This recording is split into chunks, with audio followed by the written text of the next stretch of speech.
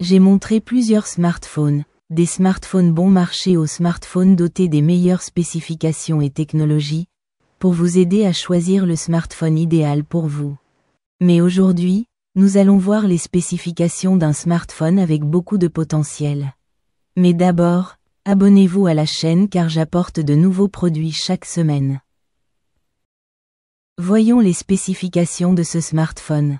Il s'agit du Oppo Find X8 Pro, avec un écran de 6,78 pouces, de 120 Hz. Résolution de 1264 par 2780 pixels, avec un ratio de 20/9. Il dispose d'un processeur MediaTek Dimensity 9400, avec 8 cœurs, jusqu'à 3,6 GHz. Avec un processeur graphique Immortalis G925. Et il peut avoir une capacité de stockage allant jusqu'à 1 Teraoctet, et 16 Go de mémoire. L'appareil photo principal est de 50 mégapixels, il enregistre des vidéos en 4K, au ralenti jusqu'à 240 images par seconde et dispose de la technologie High Dynamic Range. La caméra frontale est de 32 mégapixels et enregistre des vidéos en 4K. Il dispose de connectivité 5G, Wi-Fi 7, Bluetooth 5.4, NFC et GPS, mais il dispose également d'une connexion USB 3.2, de type C, pour charger la batterie et transférer des fichiers vers l'ordinateur.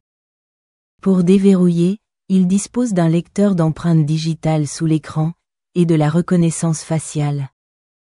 Il dispose d'une batterie de 5900 mAh, avec une charge de 80 watts, qui charge la batterie en 38 minutes. Et une charge sans fil de 50 watts. L'écran est doté d'une protection Gorilla Glass, contre les impacts de chute. Ce smartphone est fabriqué en aluminium, certifié IP69 résistant à l'eau et à la poussière, et pèse 215 grammes. Vous pouvez mettre 2 cartes, Nano SIM, pour la communication, mais ce n'est pas compatible avec une carte microSD. Les smartphones sont devenus un appareil indispensable dans nos vies, en raison de leur polyvalence, de leur commodité et de leur capacité de communication. Mais avec autant de smartphones différents, il peut être difficile de choisir quel smartphone acheter. Car il faut prendre en compte plusieurs caractéristiques, la taille de l'écran, la quantité de mémoire, la vitesse du processeur, la résolution de l'appareil photo, la connectivité ou les capteurs dont il dispose. Mais je vais vous expliquer toutes ces caractéristiques, afin que vous sachiez comment choisir un nouveau smartphone.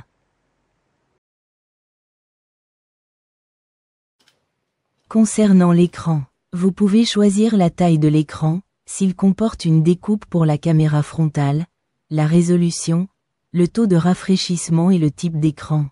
Car il peut avoir des couleurs plus vives. Je recommande un écran OLED, de 6,7 pouces, avec 120 Hz.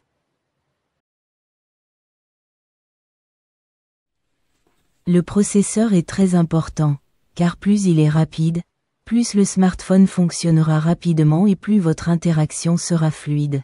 Un processeur peut avoir plusieurs cœurs, de la vitesse et un processeur graphique intégré, ce qui est très important pour les jeux. Je recommande qu'il soit équipé d'un processeur MediaTek ou Snapdragon, avec au moins 6 cœurs à 2,4 GHz.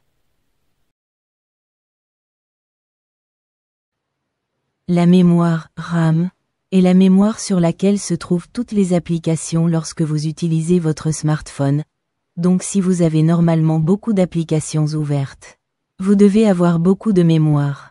Et vous pouvez choisir entre 4 et 24 gigaoctets. Je vous recommande de choisir avec au moins 8 gigaoctets, mais si vous jouez sur votre smartphone, vous aurez peut-être besoin de plus.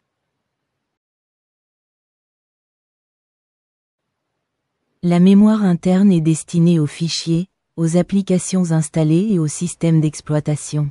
Un smartphone peut avoir entre 64 gigaoctets et 1 Teraoctet de capacité. Je recommande de choisir un smartphone avec au moins 128 gigaoctets, mais si vous enregistrez des vidéos et des photos, vous devriez choisir 256 gigaoctets.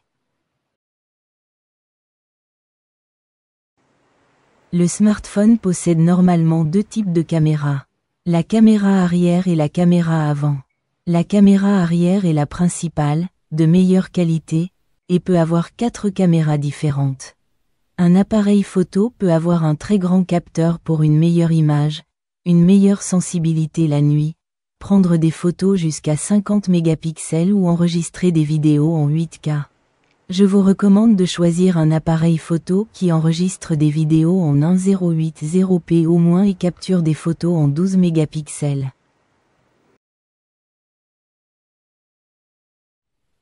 La caméra frontale vous servira normalement à passer des appels vidéo. Mais elle peut prendre beaucoup ou peu de place sur l'écran. Elle peut avoir 32 mégapixels et enregistrer des vidéos 4K. Mais pour les appels vidéo, une caméra 720p suffit.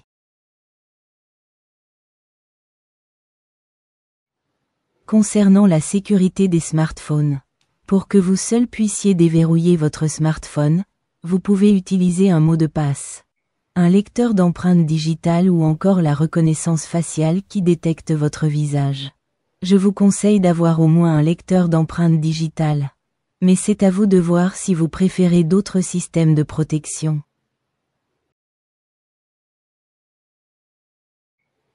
Concernant la connectivité sans fil.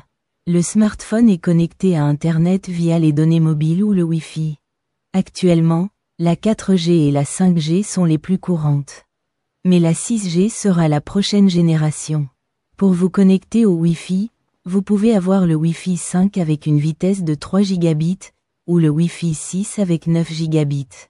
Et le Bluetooth pour communiquer avec les appareils à proximité. Je vous recommande de choisir un smartphone avec communication 5G, Wi-Fi 6 et Bluetooth 5.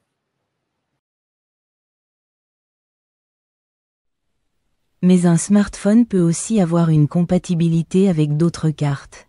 Car un smartphone peut avoir 2 cartes pour la communication mobile. Mais on peut aussi mettre une carte microSD pour étendre la capacité de stockage. Le smartphone possède au moins une carte SIM. Mais si on a besoin d'étendre le stockage, on peut aussi mettre une carte microSD.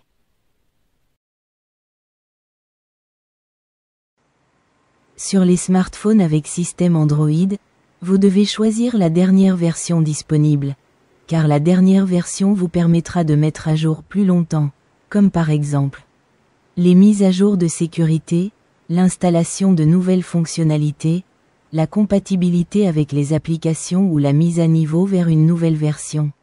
C'est pourquoi je vous recommande d'acheter un smartphone avec la dernière version disponible du système d'exploitation.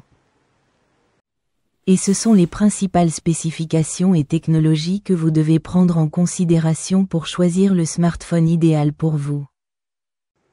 J'espère que vous avez apprécié cette vidéo et qu'elle vous a aidé à comprendre les spécifications d'un smartphone, afin de choisir le meilleur smartphone pour vous.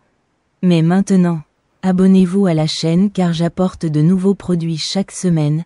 Aimez la vidéo pour aider la chaîne à se développer. Et si vous avez des questions, écrivez dans les commentaires.